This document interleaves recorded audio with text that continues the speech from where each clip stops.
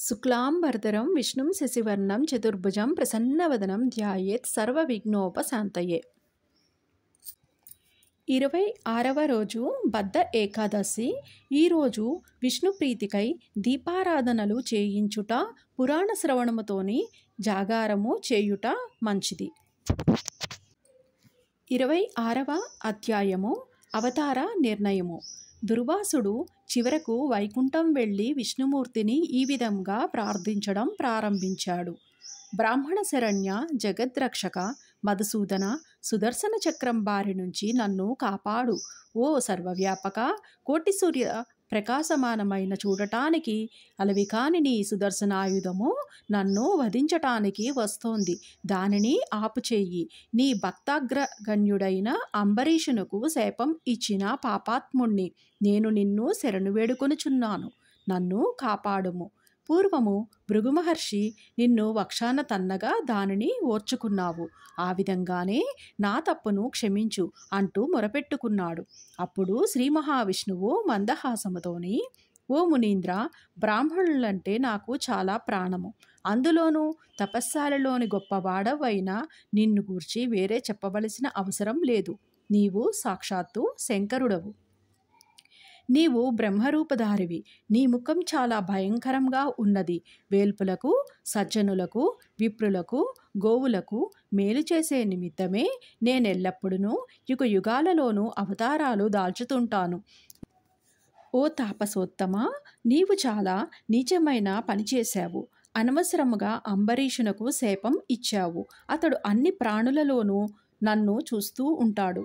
శత్రువులను కూడా అపకారము తలపెట్టడు. అటువంటి వారిని నిందించావు. అతడు నిన్ను వేడుకుంటున్నా నీవు శాంతించలేదు. నీ వలన భయపడి అతని హృదయంలోని ఉన్న నన్ను శరణు కోరాడు. నీవు తనకిచ్చిన శాపం నేను ధరించి 10 అవతారాలు ఎత్తడానికి నిశ్చయించుకున్నాను. నీవు అతనికి 10 జన్మలెత్తుతావని అన్న మాట కూడా అతనికి వినపడలేదు. నా మీదనే మనస్సుంచి తన శరీరాన్ని కూడా మరచిపోయాడు.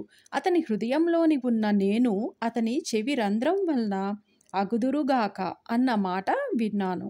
నీ శాపం వృధా కాకూడదు. నా భక్తునకు కీడు కలుగకూడదు. అందువలన నీవిచ్చిన శాపము నాకే అనుకున్నాను. నీవు శాపం ఇవ్వటానికి నోరు తెరవగానే చక్రాన్ని ప్రయోగించాను. దాన్ని అతడే వారించగల సమర్థుడు.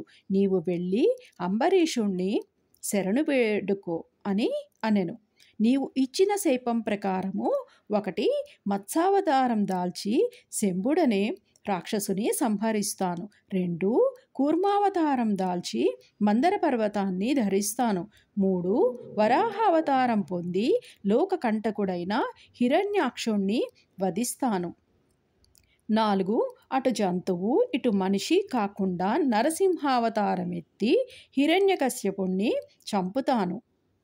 5 వామనావతారం ఎత్తి బలిచక్రవర్తి గర్వాన్ని అణుచుతాను.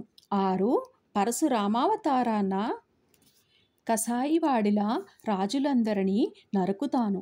7 రామావతారాన్న రావణుణ్ణి చంపుతాను.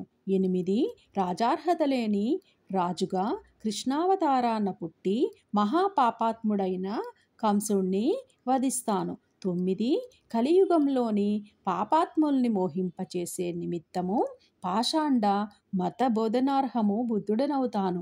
10 కలియుగంలోని బ్రాహ్మణ శత్రువుల్ని చంపటానికి కలి అవతారం ఎత్తుతాను. ఈ విధంగా 10 అవతారాలు ఎత్తి నీవు ఇచ్చిన శాపాన్ని సఫలం చేస్తాను. 26వ అధ్యాయము సంపూర్ణము.